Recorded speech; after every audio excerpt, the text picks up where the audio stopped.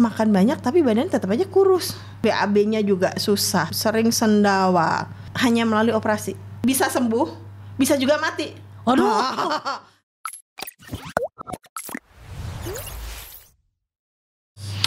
Halo Sobat TB, selamat datang di TB TV. Take action, no discrimination.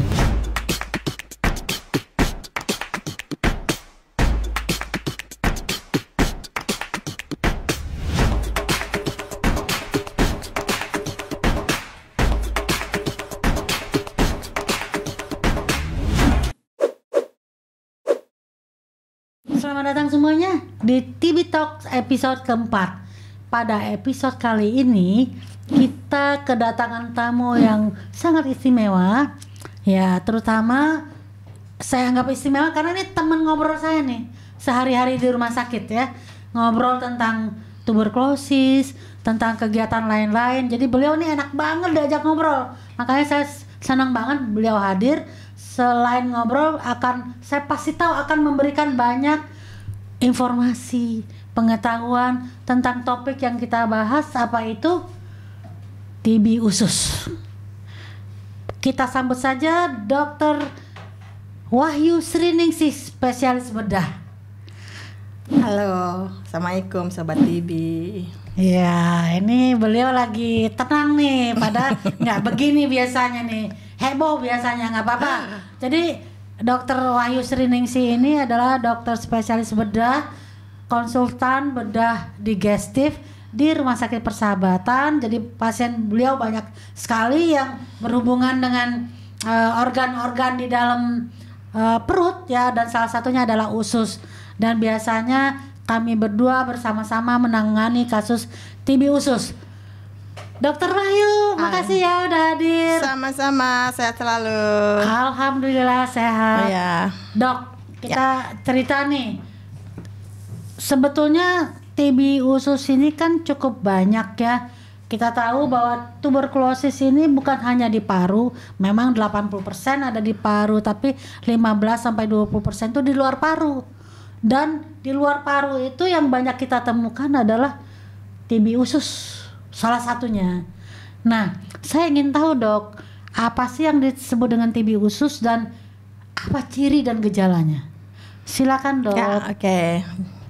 Jadi apa yang disebut dengan TB usus? Tentunya sesuai dengan temanya ya, TB usus, jadi TB yang ada di usus. Ya betul. Betul ya, kan gampang. Kalau di paru, TB paru kan. Betul. Nah, tetapi secara definisi sebetulnya kita menyebutnya bukan TB usus ya, tetapi peritonitis TB. Peritonitis TB itu adalah TBC yang mengenai ke saluran cerna. Apa sih saluran cerna itu? Yang ada semua di dalam rongga perut. Apa saja? Ya, ada di lambung, ada di usus, ada di hati, di pankreas, ke dinding perut, di kelenjar-kelenjar. Wah, banyak. Jadi di semua organnya. Oke, jadi memang TB itu dia suka nemplok di mana-mana, tidak terkecuali di dalam rongga perut.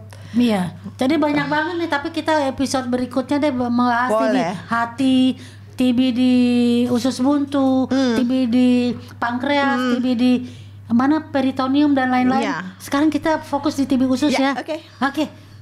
Gejala. Nah, gejalanya apa nih yang supaya sobat TB yang mendengarkan mulai berpikir-pikir nih, oh teman gue ada nih yang gini nih. Okay. Keluar gue ada nih yang gini nih. Nah, gimana dok? Ya. Jadi kalau TB usus itu keluhan atau gejalanya itu nggak khas, bahkan mungkin tidak ada gejala. Waduh. Jadi cukup susah kan? Iya. Nah, tapi perlu dilihat ke belakang. Jadi kalau kita menduga seseorang itu ada TB usus, lihat ke belakang. Dia ada nggak riwayat TBC paru? Pengobatan dia bagaimana sebelumnya? Tuntas tidak?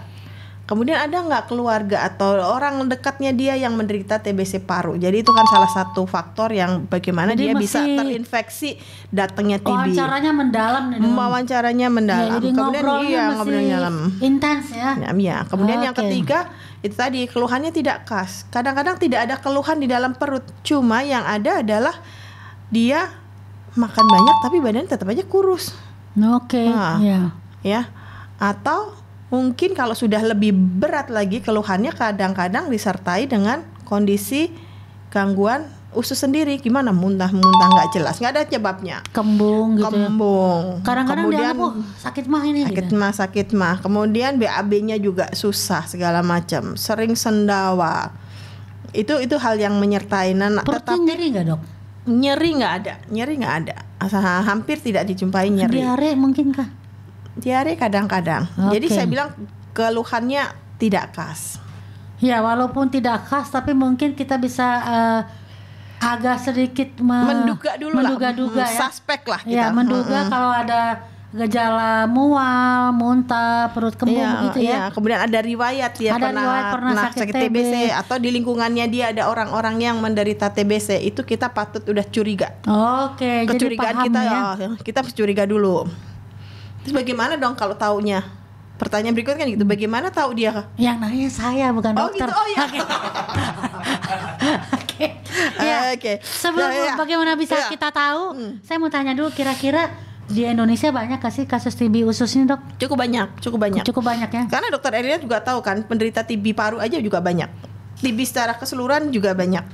Saya kasih tahu ya, Dok, ya, TB paru tuh banyak banget. Banyak banget.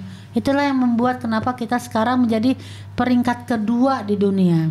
Juara ya. Ya, jadi kalau secara keseluruhan tuberkulosis di Indonesia itu kasus barunya per tahun adalah 969.000 per tahun. Per tahun. Banyak kan? 969.000, hampir 1 juta loh setahun, dan 15-20% diantaranya adalah ekstra paru. Nah, dan dari ekstra paru itu sebagian kan TB usus. Dari ekstra paru 15%-nya kira-kira. Jadi cukup banyak juga. Cukup banyak. Di tempat dokter praktek ya, kita praktek di Rumah Sakit Persahabatan. Sama kita praktek ya. Kira-kira saya praktek di poliklinik 1 minggu sekali, dan setiap minggu pasti ada pasien yang berobat tiap untuk minggu ada TB usus ya. Baik pasien-pasien baru ataupun pasien yang kontrol.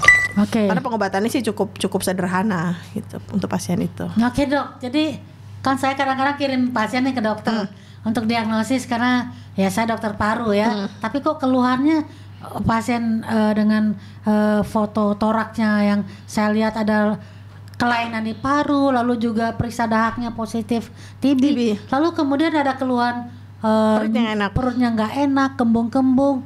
Lalu kira-kira bagaimana sih cara dokter mendiagnosisnya? Sampai saat ini memang untuk diagnosa TBC usus itu hanya melalui operasi. Operasi ya. Untuk diagnosa pasti. Jadi operasi itu kan macam-macam ya. Operasi itu ini operasinya besar nggak nih kalau untuk diagnosis?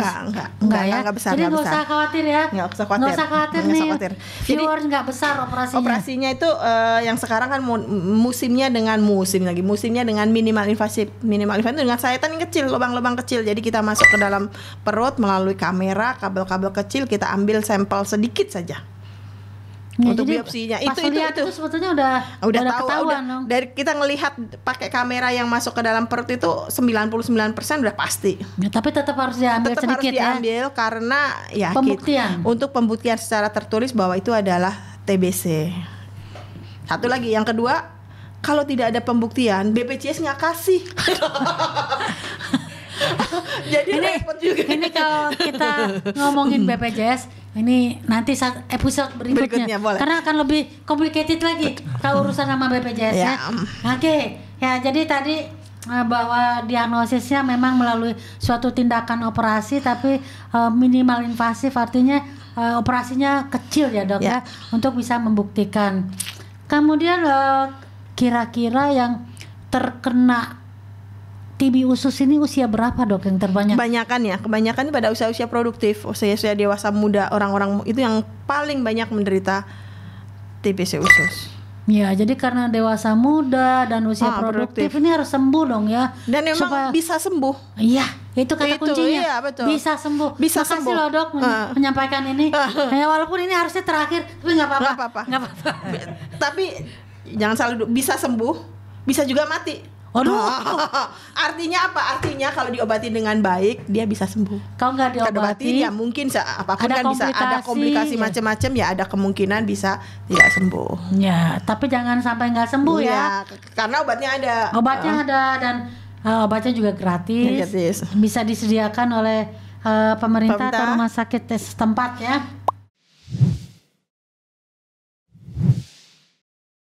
Tidak berpendidikan, ususnya dia sampai bocor. Nah, jaringan usus kalau sudah terkena TBC bisa kebayang nggak seperti agar-agar. Oke. TBC usus tidak menular.